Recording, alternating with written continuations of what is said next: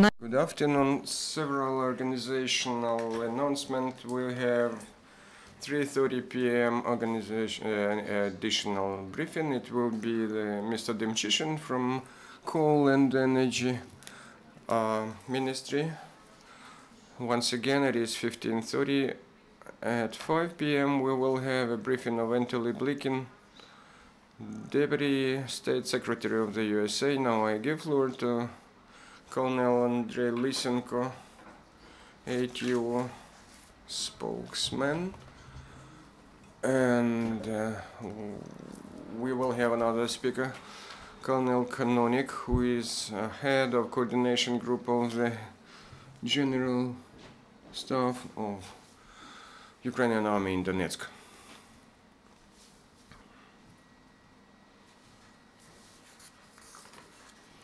Good morning, dear colleagues.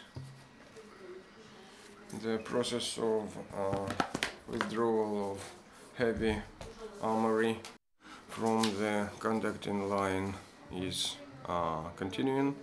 And yesterday, Ukrainian Army withdrew artillery divisions with the RLS Grad. The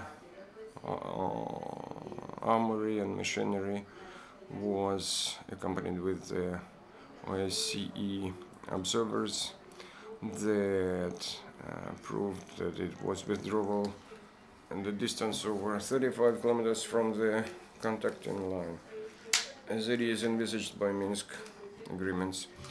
Once again, today the ATO forces are involved in a withdrawal of Uragan systems. At the same time, the enemy continuing the nurturing fire tactics with some shooting of the ATO positions. In specifics, yesterday on 5th March, our positions were shooted 35 times. The greatest tension was observed at Mariupol, Donetsk, and Artyomivsk distances. At the same time, tonight, the mortar shelling was observed at Pisky and Avdiivka in the region of Mykolaiivka of Telman rayon of Donetsk region. The combat attack of separatists with the Ukrainian army was observed as well. Enemy used armored car and mortars 4 times, and the shooting was observed. And next, it was an attempt of attack. The attack was dismissed. As well, the enemy is active in aviation reconnaissance. It was fixed 3 drones in the Pasna, Lomakin, and Orlovsky region. Last day didn't bring us any deaths. We have 4 wounded persons. According to our operation information in the settlements that are occupied by LNR, the prices for foods increased dramatically. There's a deficiency of sugar, salt, sunflower oil, and other foodstuff. In Sverdlovsk, Nizhny Terez, Slavyanoserbsk, and Pervomaisk, as well controlled by separatists, there are certain cases of famine at the local population. In Krasny Luch at Lugansk Oblast, controlled by separatists, the occupants demanded that 2 Ukrainian TV broadcasting equipment be switched off.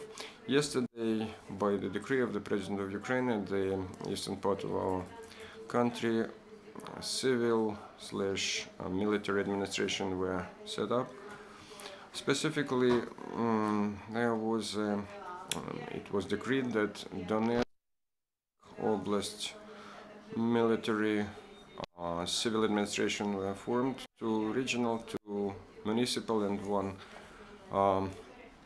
village administration. These will enable efficient exercising of state authority and executive power at the regions where the local governance bodies don't work, and there will be social payments to the population, repair works at destroyed and bombed, shelled objects. As well, according to the law, the military civil administration, this is temporary state bodies that act in the territory of Donetsk and Lugansk oblasts and designed to provide for constitution to be exercised at that region, and Ukrainian legislation as well to secure for security and normal life of population. More than 200 soldiers that were conscripted to the National Guard of Ukraine, according to conscription order April last year. They came back from ATO zone and they were handed out certificates of the combat action.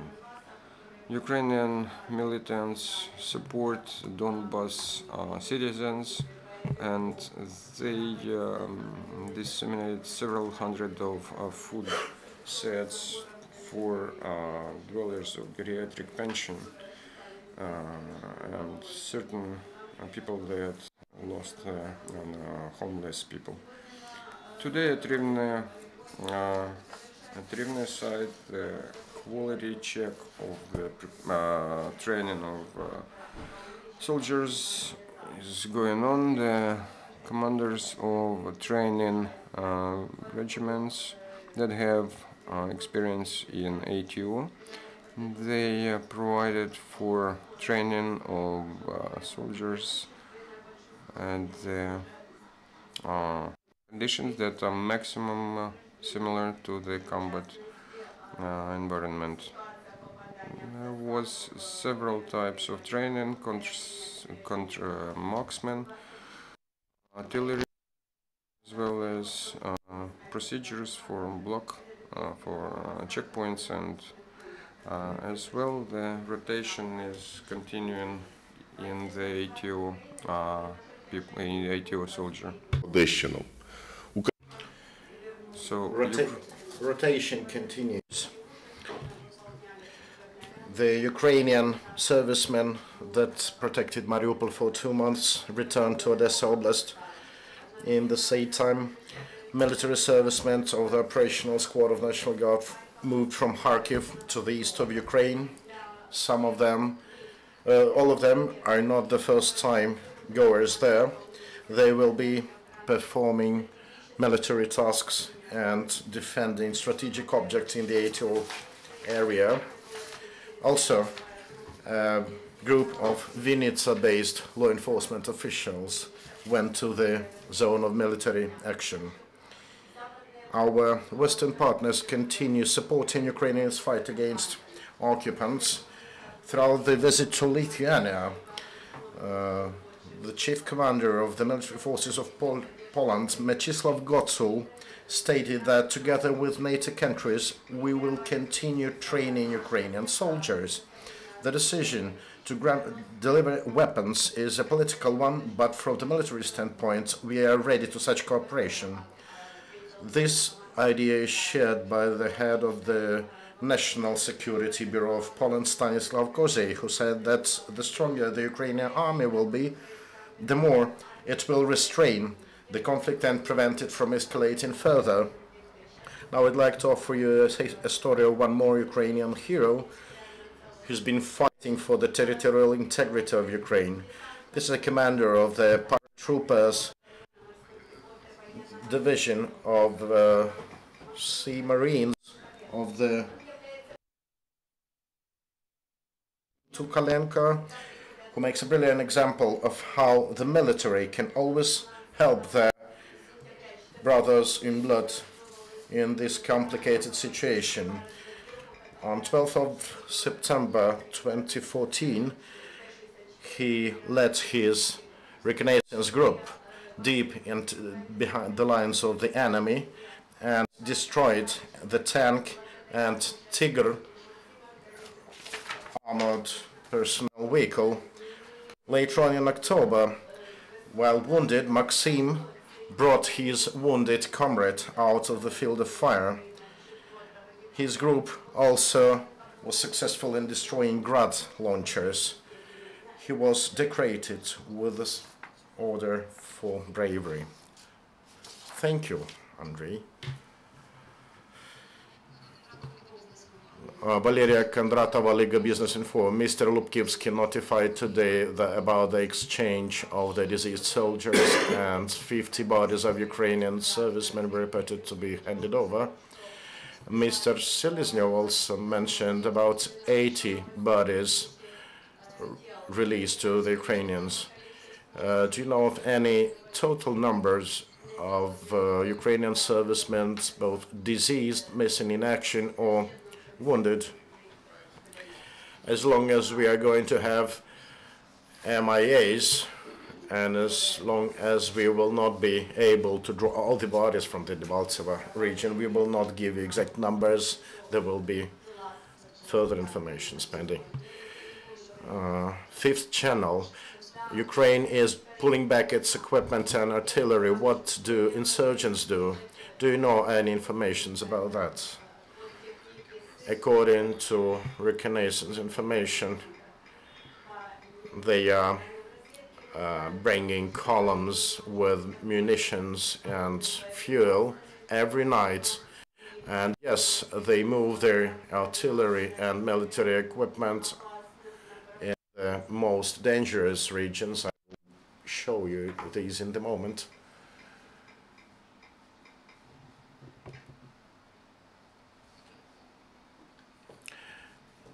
This is one of the areas in the direction of Novozovsk, that is nearby Black Sea coast.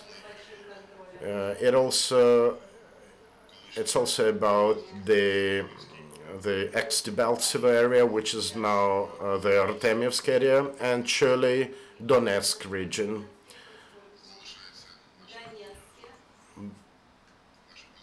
Because we still have our positions there that are under regular shelling, though these shellings and firings are more of provocative nature, and you will have more detail about that after my briefing. I can tell you at this moment that the enemy is moving constantly, and they also do train the militias and those quasi-volunteers coming from the Russian Federation territory.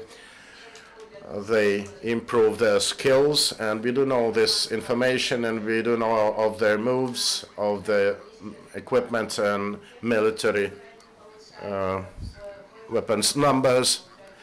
Everything's done to react adequately to any reaction. If I'm correct in understanding you're not excluding that terrorists may attack other cities. So what's being done and what cities are under immediate threat? Given the number of equipment and military technique and these directions, we may conclude about probability of attacking activities. It's not about overwhelming quantities, but there may be provocations, and we also have anti-diversion work in place, because there are groups that try to infiltrate our territory, and owing our servicemen there on the front line, they are uncovered and neutralized. Any other questions? Владислав Блачик. О том, что железнодорожный узел Дебальцево был полностью разрушен и подлежит восстановлению там в течение нескольких месяцев, была озвучена цифра. Вчера же вы уже сообщили о том, что этот узел восстановлен, и боевики уже... Yesterday you announced that this railway site was rehabilitated. Was it in fact rehabilitated, or Ukrainian militaries didn't ruin it? Ukrainian militants, they didn't ruin this because their line of defense went around the Debaltsevo side, and of course the separatists, they ruined the rails there, and there was no necessity to somehow repair or rehabilitate this.